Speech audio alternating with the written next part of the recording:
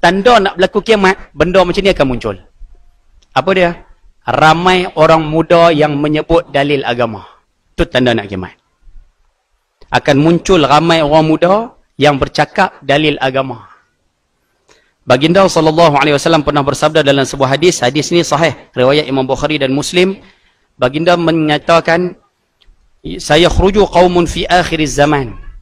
Saya translate terus bahasa Melayu mudah. Akan muncul di akhir zaman nanti satu kaum yang terdiri daripada orang-orang muda yang masih mentah akal fikiran, masih cetek tentang ilmu agama mereka. Dan mereka banyak bercakap, mereka banyak berhujah dengan mengucapkan perkataan khairil bariyah. Khairil bariyah ni maksud dia ayat Quran, hadis Nabi. Ayat Quran, hadis Nabi. Baginda menggambarkan, kamu nak tengok tanda kiamat, akan muncul golongan orang yang muda, agama masih, pegangan agama masih cetek, ilmu agama masih cetek, tapi cakap sikit ayat Quran, cakap sikit hadis Nabi SAW. Yang mana kata baginda, iman mereka sebenarnya masih lemah. Pada hakikatnya, mereka telah keluar daripada agama seperti anak panah yang keluar daripada busur. Di mana saja kamu dapat menemuinya, hapuskanlah mereka itu.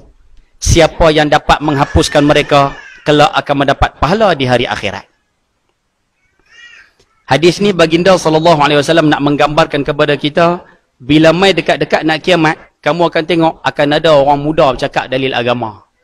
Muda ni muda dari sudut apa Ustaz? Bukan muda dari sudut rupa saja lah. Bukan muda dari sudut usia, tapi muda dari sudut ilmu.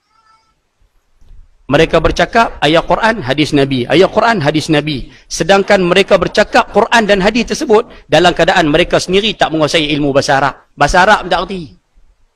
Nahu soroh tak erti. Balaghah tak erti. Mantik tak erti. Tak tahu. Tapi bercakap sikit ayat Quran. Cakap sikit ayat Quran. Tulis dalam Facebook ayat Quran. Tulis dalam WhatsApp ayat Quran. Baca ayat Quran macam ni, baca terjemahan, ulas macam tu. Baca hadis, baca terjemahan, ulas macam tu. Ilmu Quran tak erti, ulum Quran tak erti, nasakh mansuh tak erti, am khas tak erti, mutlak muqayyad tak erti. Tak erti apa langsung. Tapi bercakap ayat Quran, baca terjemahan, ulas. Baca ayat Quran, baca terjemahan, tulis. Ada tak ada lah. Kenjah lah. Dia mengaji hadis, dia baca terjemahan hadis, dia ulas terus hukum, ambil terus pada hadis macam tu. Hadis tak erti, ulum hadis tak erti, mustalahat hadis tak erti, am khas tak erti, nasah mansuh tak erti, jarah ta'dil tak erti, apa pun tak tahu.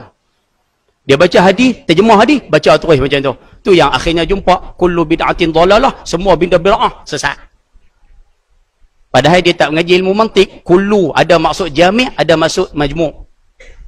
Ada maksud semua, ada maksud sebahagian. Hak tu pun dia tak erti. Dia ulas terus, semua bid'ah sesat.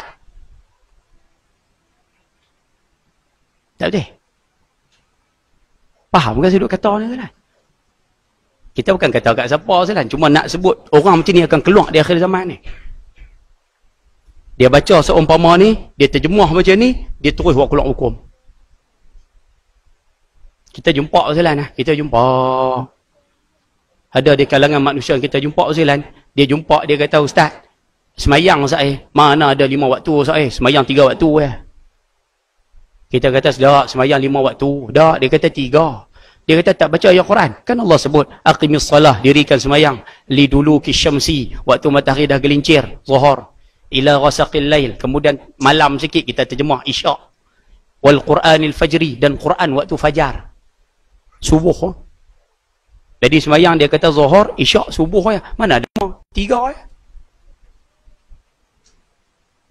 Lega terjemah macam tu. Dia boleh kata pula semayang yang kita buat selama ni semua bakat silap belaka ni.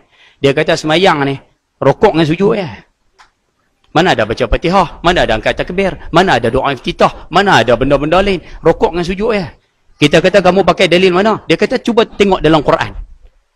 Surah apa kita silap saja, surah Al-Fathu kah? Ke surah Muhammad yang terakhir, ayat yang terakhir tu. Muhammadun Rasulullah walladzina ma'ahu asyidda'u 'alal kuffar ruhama'u bainahum. Muhammad itu utusan Allah. Walladzina ma'ahu, orang-orang yang bersama dengan Muhammad ni para sahabatlah.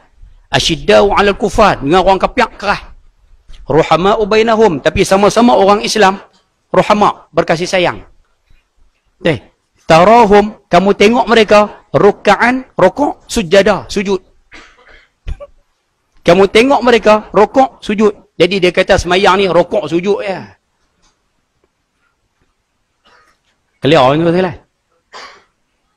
Faham ke?